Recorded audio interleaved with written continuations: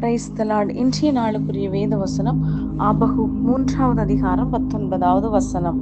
ஆண்டவராகிய கர்த்தர் என் பலன், அவர் என் கால்களை மான் கால்களைப் போலாக்கி உயரமான ஸ்தலங்களில் என்னை நடக்க பண்ணுவார். அன்புக்குரியவர்களே, இந்த அருமையான காலை வேளையிலும் அருமைநாதர் இயேசு கிறிஸ்துவின் இனிய நாமத்தில் உங்களை வாழ்த்துகிறேன். கர்த்தர் தந்த அருமையான வசனத்திற்காய் நாம் நன்றி செலுத்துவோம். பாருங்கள், கர்த்தர் என் பலன்.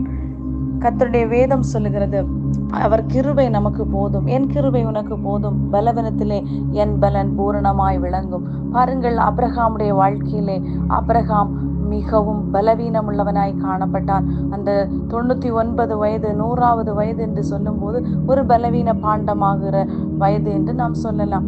ஆனால் நம்முடைய இந்த காலகட்டத்திலே அதற்கு முன்பதாகவே அநேகர் பலவீன பாண்டங்களாக்கப்படுகிறார்கள். அப்படி பார்க்கும்போது அன்றைக்கு எண்ணுவதற்கு எதுவுமே இல்லாதிருந்தும் அந்த இடத்திலே கர்த்தர் அவனை பலவானாய் மாற்றினார்.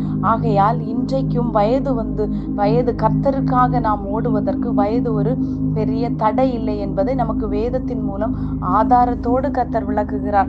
அதுபோல அவர் எப்படியாய் நமக்கு கால்களை, அந்த பலன் வரும்போது நம்முடைய கால்கள் உறுதிப்பட ஆரம்பிக்கிறது.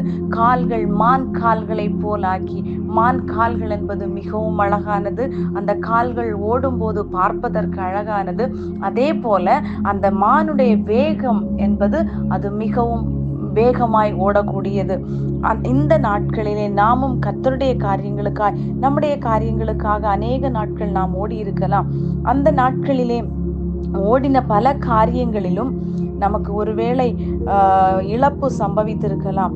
அந்த இழப்புகளின் மத்தியிலே நாம் என்ன செய்ய வேண்டும்? நாம் எங்கேயோ எப்படியாய் அந்த இழப்பு சம்பவித்தது, எங்கேயோ ஒரு இடத்திலே நாம் ஆராதிக்க தவறிவிட்டோம்.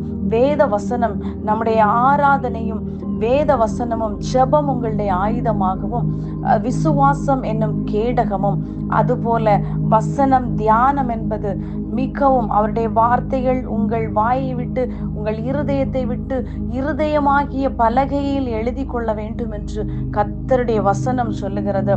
அதுபோல இன்றைக்கு கர்த்தருடைய வேத வாசிப்பு உங்களுடைய எப்போதும் அவருடைய வாயின் வார்த்தைகள் உங்களை விட்டு பிரியாமல் இருக்கும்போது அந்த வார்த்தை உங்களை ஜீவனுள்ளதாய் நடத்த ஆரம்பிக்கிறது.